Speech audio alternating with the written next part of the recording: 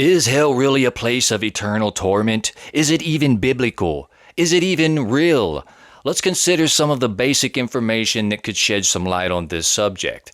First of all, the concept of eternal punishment is something that was developed around the 4th and 5th century. It didn't even exist in early Christianity.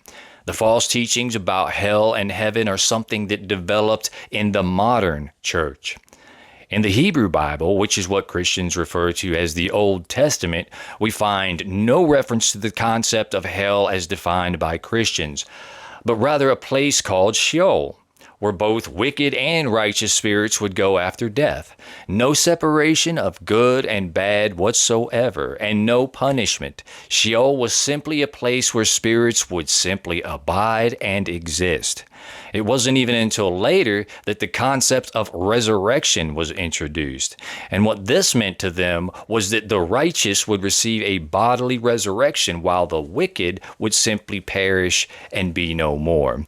But absolutely no concept of eternal punishment for wicked spirits existed in the Old Testament. As time progressed, the concept of repentance for the dead, somewhat of a spiritual cleansing process, was developed and introduced and could have been described by some as painful or punishment.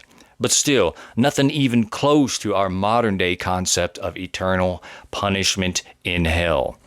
Unfortunately, a lot of the confusion comes from the English word hell. The word hell is used to describe 4 different places, and the problem is that all 4 of these places are something completely different.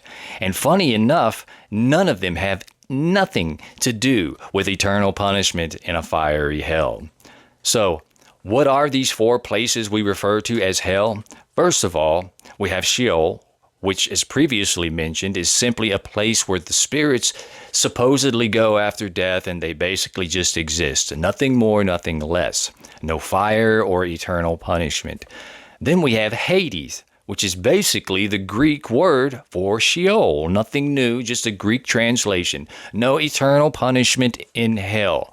The next place is Gehenna, which Jesus used to describe a literal place outside of Jerusalem. Once again, not a spiritual, eternal, fiery hell, but rather a place as described in the book of Jeremiah where ancient Israelites would sacrifice children to a deity known as Moloch. So those who Jesus spoke to would have known his reference to Gehenna as an evil place of torment, not a place called hell where spirits of the dead would suffer in fire for eternity. The 4th word that has been translated into hell is Tartarus. In 2 Peter, we read that an angel who sinned would be cast down to hell.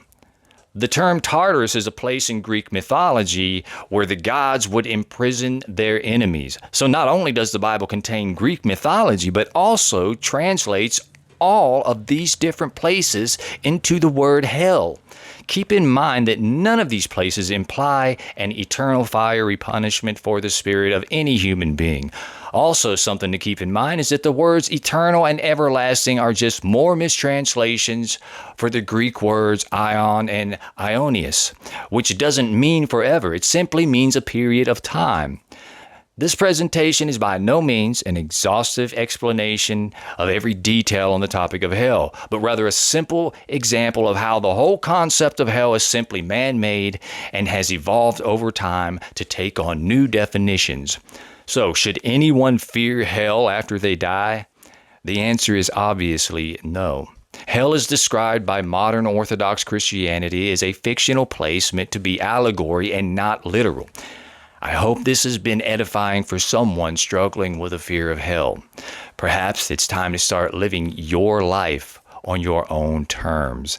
Stay blessed, my friends.